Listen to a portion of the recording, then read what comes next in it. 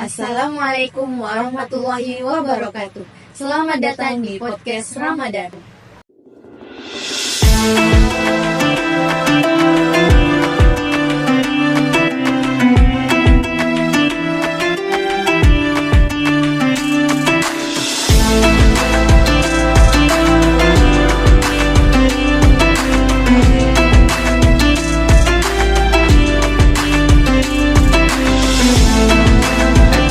Pada podcast kali ini kami akan membahas hukum talqin pada mayat dan mengirim surah Al-Fatihah kepada orang yang meninggal. Nah, pada topik kali ini kami sangat antusias dalam membahasnya karena banyaknya perbedaan pendapat di kalangan masyarakat sehingga hal ini perlu diluruskan. Maka dari itu, kami mengundang narasumber untuk menjelaskan kepada kita bagaimana sih hukum dari kedua hal itu. Nah, kebetulan para narasumber kita telah berada di sini. Ada Saudara Farhan dan ada Saudara Raja. Assalamualaikum. Waalaikumsalam warahmatullahi wabarakatuh. Bagaimana kabarnya hari ini? Alhamdulillah baik. Terima kasih telah meluangkan waktu untuk hadir di podcast kami. Ya, kami juga ingin berterima kasih karena suatu kehormatan apabila diundang di podcast kali ini. Jadi, kita akan mendengarkan penjelasan dari para narasumber kita tentang bagaimana hukum talqin mayat dan mengirimkan surah Al-Fatihah kepada orang yang telah meninggal. Sebelum itu, kita akan mendengarkan pendapat dari para narasumber kita tentang mentalqin mayat dan mengirimkan surah Al-Fatihah kepada orang yang telah meninggal. Bagaimana pendapat Anda?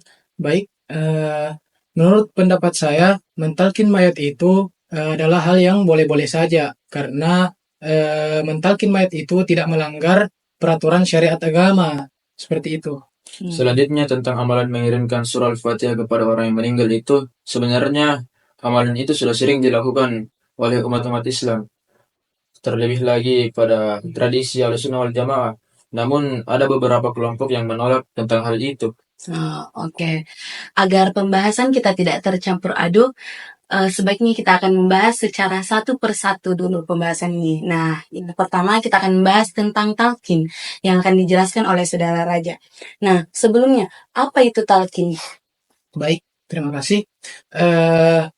Untuk talqin adalah suatu tradisi dalam agama Islam yang dimana dilakukan dengan cara membacakan kalimat-kalimat tertentu kepada jenazah yang baru saja selesai kita kuburkan. Seperti itu.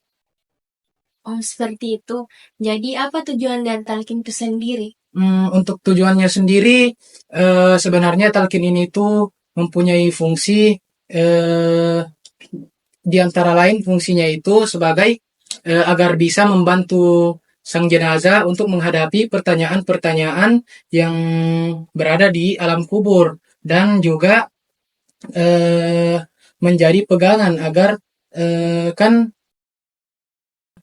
keluarga dari seorang jenazah ini rata-rata takut apabila ada keluarganya yang sedang sakaratul maut atau meninggal. Nah, dengan cara mentalkin kita itu bisa menghilangkan sedikit dari keraguan kita itu karena kita sudah bisa mengetahui bahwa insya Allah jenazah atau keluarga yang telah dikuburkan ini itu sudah bisa menjawab atau insya Allah sudah bisa menjawab pertanyaan yang ada di dalam kubur itu.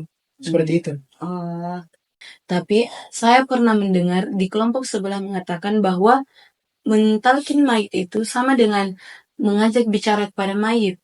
Nah, kalau dipikir itu tidak logis untuk dilakukan. Bagaimana Anda menanggapi hal tersebut?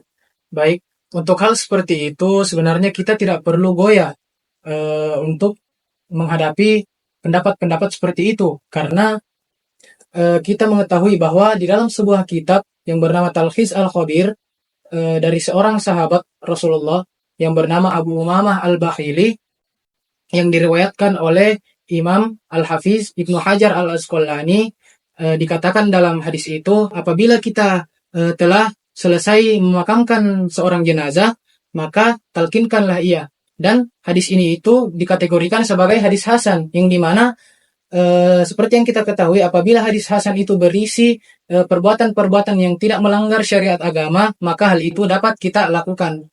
Seperti itu. Jadi, bagaimana cara agar memastikan mentalqin mayit itu tidak menimbulkan kesan yang salah? Oh, seperti itu ya. Agar tidak menimbulkan kesan yang salah, talqin mayit itu harus dilakukan dengan penuh kesopanan dan penghormatan kepada sang jenazah. Karena apabila kita tidak melakukannya dengan baik, itu akan menimbulkan kesan negatif dari kalangan masyarakat maupun keluarga. Dan hindari melakukan ritual-ritual lain selain mentalkin itu sendiri. Karena apabila kita melakukan ritual-ritual tambahan, akan menghilangkan citra dari mentalkin mayat seperti itu. Nah, jadi dari penjelasan kita dengar tadi, ternyata mentalkin mayit itu boleh dilakukan selama tidak melanggar syariat Islam. Nah, kan kita sudah tahu nih bagaimana hukum dari mentalkin mayit. Jadi, sekarang yang perlu kita ketahui, siapa orang yang bisa mentalkin mayit dan kapan waktu yang tepat untuk mentalkin mayit. Apakah ada waktu-waktu tertentu untuk mentalkin mayit? Nah, baik. Untuk waktu-waktu tertentu sendiri, terkadang kita melakukan talqin mayit itu setelah jenazah dimakamkan. Ada juga yang melakukannya sebelum jenazah itu dimakamkan. Bahkan ada juga yang mentalkin seseorang apabila sedang sakaratul maut, seperti itu. Dan untuk pertanyaan yang seputar siapa yang bisa melakukan talqin mayit itu, sebenarnya di sini siapa saja boleh melakukan talqin mayit, asalkan seseorang itu tahu tata cara dan apa saja yang harus kita siapkan untuk melakukan hal itu. Dan biasanya di kalangan masyarakat yang ditunjuk sebagai seseorang untuk melakukan talqin itu adalah seorang kiai atau ulama, dan juga contohnya seperti imam masjid, seperti itu. Jadi apa saja isi dari mentalkin mayit itu sendiri? Baik, untuk isinya sendiri, kita biasa menggunakan doa-doa, ayat-ayat, ataupun bacaan-bacaan yang dianggap bermanfaat untuk si jenazah. Seperti itu, contohnya kalimat tauhid, yaitu la ilaha illallah, dan juga surah Al-Fatihah, dan contoh lainnya itu seperti ayat kursi, seperti itu. Jadi, kita sudah mendengarkan penjelasan dari narasumber kita bagaimana hukum dari mentalkin mayat itu. Nah, ternyata hukum dari mentalkin mayat itu boleh untuk dilakukan. Untuk yang mengatakan haram atau bid'ah, kita tidak perlu menanggapi hal itu tersebut. Atau kita tidak perlu goyah dalam menanggapi hal tersebut. Karena sudah dijelaskan dan disebutkan tadi darinya bahwa mentalkin mayat boleh untuk dilakukan.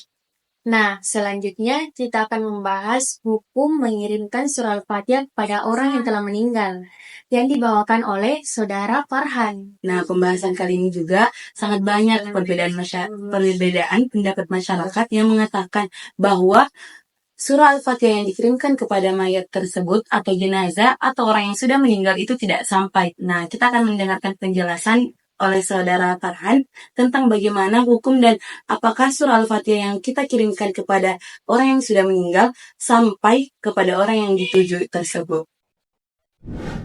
Bagaimana? Apakah sudah siap menjelaskan? Insyaallah siap. Nah, oke. Untuk pertanyaan pertama, di kalangan masyarakat ini banyak yang mempertanyakan bahwa apakah boleh sebenarnya mengirimkan surah kepada orang yang sudah meninggal.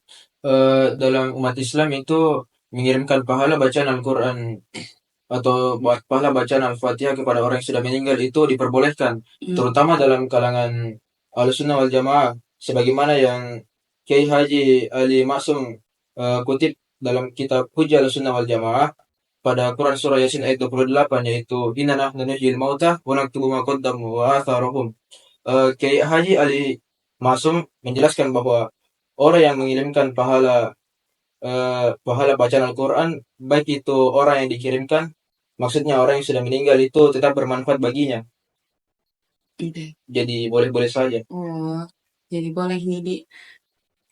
Nah, kalau untuk cara untuk mengirimkan surah kepada orang yang meninggal, bagaimana?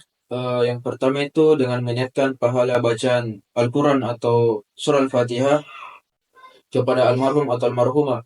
Dan yang kedua itu membacakan surah Al-Fatihah dengan khusyuk, dan dilanjutkan dengan membacakan doa kepada almarhum atau almarhumah. Misalnya membacakan Allahumma gfir lahu warhamhu wa'fu anhu jika ia laki-laki, dan membacakan Allahumma gfir laha warhamha wa'fu anha jika ia perempuan. Oke. Tapi kalau misalnya untuk menyiapkan kepada almarhum atau almarhumah, caranya itu dengan menyebutkan nama atau dengan apa? Sebenarnya yang paling banyak dilakukan oleh orang-orang yaitu meniatkan namanya, menyebutkan namanya, kemudian bin atau binti. Oke. Kalau begitu, apakah ada surah yang khusus atau bacaan yang khusus? Sebenarnya tidak ada surah yang khusus dibacakan untuk orang yang meninggal. Namun ada surah-surah yang dianggap baik seperti Yasin, sebagaimana eh, sebagaimana hadis riwayat Abu Daud dan Ibnu Majah. Nabi Muhammad SAW bersabda, bacakanlah Yasin kepada orang yang meninggal di antara kalian. Namun ada juga beberapa surah yang dianggap baik seperti Al-Fatihah dan Trikul yang diperuntukkan untuk memohonkan rahmat dan ampunan bagi mayit sendiri. Nah, dapat disimpulkan dari penjelasan tersebut bahwa mengirimkan surah Al-Fatihah kepada orang yang telah meninggal itu boleh atau sampai. Jadi, kita sudah mendengarkan dua pembahasan dan penjelasan yang dijelaskan oleh para narasumber kita, bahwa dari kedua hal itu tadi, masing-masing boleh dilakukan dan tidak haram maupun bid'ah, karena masing-masing telah disebutkan dalil-dalilnya serta penjelasan-penjelasannya. Nah, baiklah, berakhir pula pembahasan kita pada kali ini, maka berakhir pula acara kita kali ini. Kami mengucapkan terima kasih kepada para narasumber kita Ya. Terima kasih. yang telah meluangkan waktu untuk mengisi podcast kali ini.